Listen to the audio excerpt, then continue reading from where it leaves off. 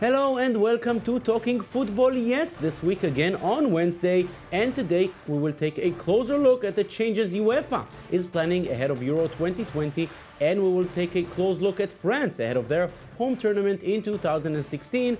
And if we speak of French football, who could be better to do it with than Michel Benguigui, former head of the French Players Agents Association. Michel, thank you for coming again. It's a pleasure. Pleasure to have you with us. Yes, it's a pleasure to be with you. So what will Euro 2020 look like? Can France repeat the winning home performances from 1984 and 1998? And what happened to that glorious 1987 generation? All that and more coming up. Let's get rolling.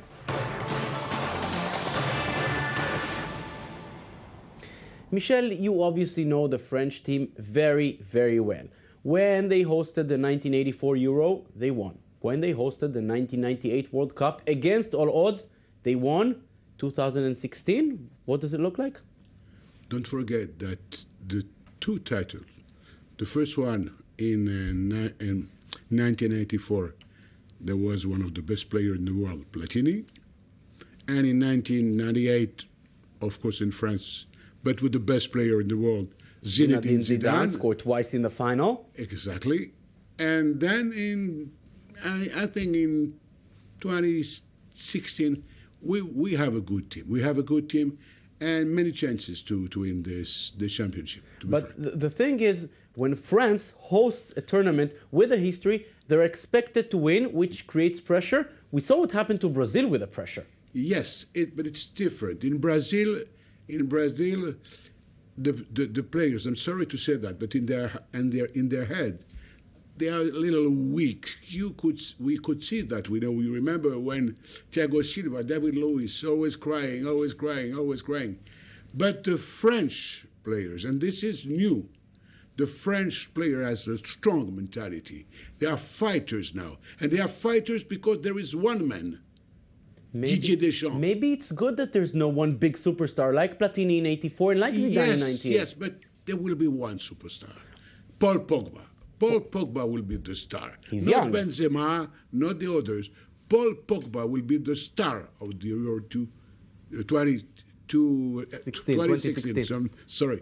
So Paul Pogba is a young player and playing in a club, where the physical condition is most important. In Italy, it's like that. I remember Zidane when he left Bordeaux with me and went to Torino, Juventus. Juve. You cannot imagine. Every day he called me, Michel, it's so hard. It's so hard. But it paid off when he scored twice in the World Cup final. Exactly. And now the question you say, there is one very big French player, Franck Ribéry, in Bayern Munich, not in the team. Will he be in the team for the home Euro? No. Will not be. Franck Ribéry will not be there. For sure. I can tell you a little story. Should not, but I will do it because I like I-24 News. Listen to me. I-24 likes you too. Thank you. I know. Listen carefully. The agent of Ribéry's agent, is the same as Deschamps' agent, Jean-Pierre Bernès, who is really a good agent. I know him perfectly. He used to be the general manager in Marseille with Tapi. And he is very, very smart. So Deschamps, who is smarter than everybody, said to Bernès, to the agent, please say to Ribéry that he wants to retire because he will never come back to France. So what you're saying, Franck Ribéry will not be in the team again? No. Deschamps said this, and I'm sure he will do it. Because now he has a young team with a special spirit, this fighting spirit. Ribéry, one day is praying, another day is wounded, another day is a problem with his wife. And there is something, always something, The only time he was so good was with Zidane in 2006, you remember? But Zidane is not playing anymore. He was very good, but Zidane was here. Now he's lost. This new generation is a good generation. Can you imagine how many defenses you have, how many midfielders, how many attackers, and they all are good. At the very beginning, I was a little scared, but now that I can see them every game, I can tell you, it's a good team. And now you speak of the current generation. 10 years ago, in Euro 2004, France, who came in as defending champions, lost in the quarterfinal, but the future looked to be bright as the 87 generation looked to conquer the continent with big names like Karim Benzema, Samir Nasri, and Jeremy Menez. The expectations were huge. Did they really live up to them? Samuel Calvo and Daniel Ziri try to answer. 10 years after their European coronation at Euro Under-17, the famous 87 generation has not managed to take control of the French national team. At the time, it seemed the attacking quartet was going to rule European football for years. Hatem Ben Arfa, Jeremy Menez, Samir Nasri, and Karim Benzema were meant to be the next big thing. Today, only Benzema lives up to the expectations. The Real Madrid striker is one of the key players for the French national team, and his goal in the friendly match against Portugal was his 25th in the national uniform. I'm always very happy to have him, and I'm happy that he's French. He has confidence and a great influence on the game. No one doubts the great talent and football abilities of Samir Nasri. He's shown it again and again for Manchester City, but discipline and behavior problems held him back again and again. They also had an immense effect on the team, which failed in the 2010 World Cup and 2012 Euro, especially due to social problems within the team, and ahead of the World Cup in Brazil this past summer, manager Didier Deschamps decided to leave Nasri out. He has many qualities, but today this performance in the French team is not living up to those of Manchester City. He is an important player there. He starts in almost every match in Manchester, but it's not the case in the French team. Following his discharge, his wife published insults towards the manager on social networks, which led to Nasri announcing his retirement from international football. The fall was even harder for Hatem Ben Arfa. He was considered the most talented of them all, but he never got used to the demands of the professional world. Despite the support of Laurent Blanc, coach of the Blues during Euro 2012, the striker was really able to shine. I understood that this is a boy who has matured, who saw that he finally changed a bit his way of life. Following the tournament, he played for Newcastle, and now he is at Hull City. But his international career never really took off, as he only played 13 times for France. Another big disappointment is Jeremy Menez, who has not been called since 2013. A year earlier, Menez had been summoned by the disciplinary committee of the French Football Federation for having made rude remarks about his captain, Hugo Lloris, and the referee during the Euro 2012 quarterfinal against Spain.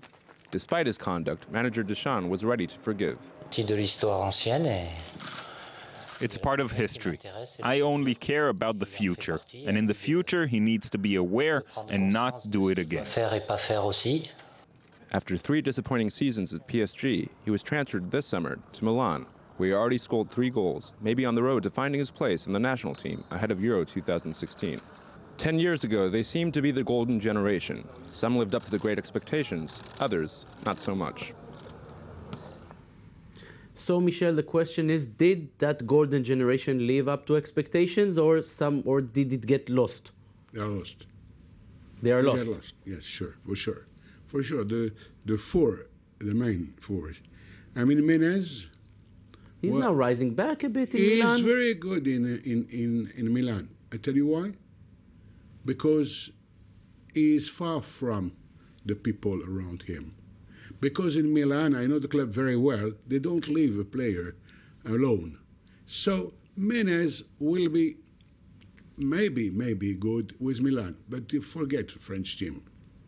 Nasri? Nasri is another problem. Nasri is made the biggest mistake of Nasri. You know what it is? And when all those social problems within the team. No, the first mistake. He was in the bus with the French team. You know what he did? What did he do? He sat, in the seat belonging to Thierry Henry.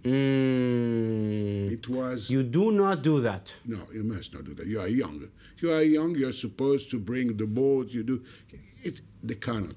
But the most important is the people around them, The people around them are terrible. They give them bad advice? Of course, they used to live in the suburbs of big cities. For Benzema and Ben Arfa, I know them personally. Benzema is a good guy. Ben Arfa was a great guy. But I can tell you, it's unbelievable. He earned so much money. How? it's normal that they have something in their head broken. But Benzema also got his head fixed, But and Benzema he's now in Real Madrid. No, Benzema had Zidane. Benzema was in Lyon, and he was protected by everybody. Ben Arfa was completely crazy in Lyon. So the secret is to surround yourselves Of course, with good people. you That can't will get even- you far. I can talk to you about a player, just a little story, but it's important, the same generation. Maybe you remember Rudy Haddad. Rudy Haddad was for me, and Platini was with me looking at him, watching a game. And he told me, Michel, you will be better than I am. And Rudy Haddad finished in Maccabi Tel Aviv. He was in Paris Saint-Germain, And then in Maccabi Israel, Tel and now Aviv, again. He failed, and now he's substituting Châteauroux in second division. Can you imagine? But this Rudy Haddad was a diamond. But the four others were also four diamonds. But unfortunately, the people around killed them. And now I want to ask you another question. Last time France hosted the tournament in 1998, we were impressed with the stadiums, with the venues. What should we expect now? A beautiful new Velodrome stadium in Marseille. It's great. It's great. I was invited, for the inauguration, Look, it's amazing. But also a mistake. 6,000 seats lost. You cannot see anything from these 6,000 seats. But anyway, they will manage it. It's not a problem like you can find in other countries. Everything is ready for the Euro. Yeah, Everything. we will not see cases like Brazil, like South Africa with construction delays. Of course. And so this is what we should expect for Euro 2016. And now let's turn our attention to what will happen 4 years later in Euro 2020.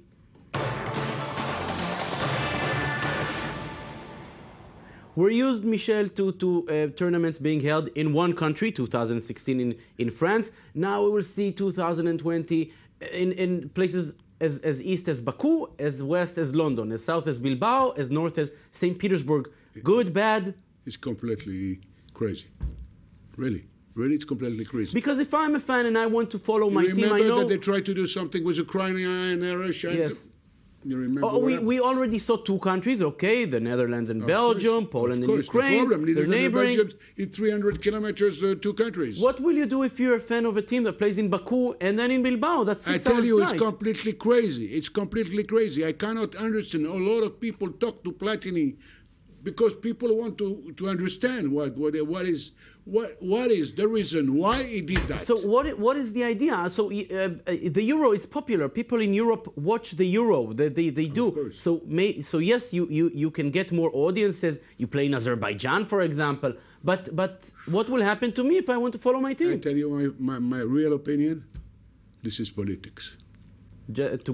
Because then you can get Of course. you can come to Azerbaijan, you can come to other countries. Said I brought the Euro, bring me your vote. I hope that next time we are together, you and I, Jonathan, we will talk about the balagan of I FIFA understand there's a and big mess UEFA. around, It's terrible. and we didn't even mention the word Qatar, Qatar, which doesn't have to do with UEFA but with no, FIFA. No. Qatar made a very, very important study about that, and I'm not alone. And the first who talked about that, was me. When I talked about Qatar, people thought I was completely crazy, and a lot of people and a lot of newspapers, magazines, everybody's Qatar Gate. They call now Qatar Gate. They want to be involved even in Israel. It's completely, you cannot imagine. It's terrible. And the idea that Platini is implementing now in the qualifiers, instead of having all the games in 1 or 2 days, a week of football, Exactly. it's hard for me to follow, but people like it. Platini wants to be a magician. He invented something. It's terrible. Okay, 3 days for the same competition, qualifying. We don't know who plays when.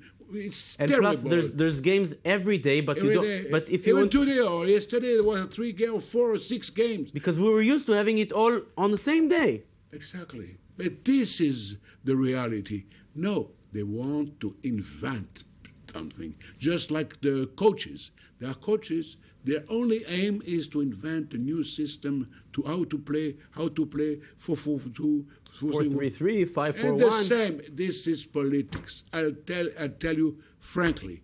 It's politics. Can you imagine, as you said, I am in Bilbao and I have to go to Portsmouth? Who can do that? 6 hours flying.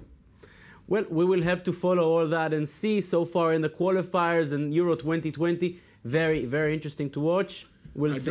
I don't think it will happen this way. We will see. Michel Ben-Gigi, it's been a pleasure to have you with us this week. It was a pleasure. And you will join us again next week. Thank you very much for coming. It's a pleasure, and I will be there next week. Thank you very much. And that's it for us today. Don't forget you can watch this and every other show on our website at i24news.tv. We're also on Facebook and on Twitter. Thank you again for watching and have a beautiful day.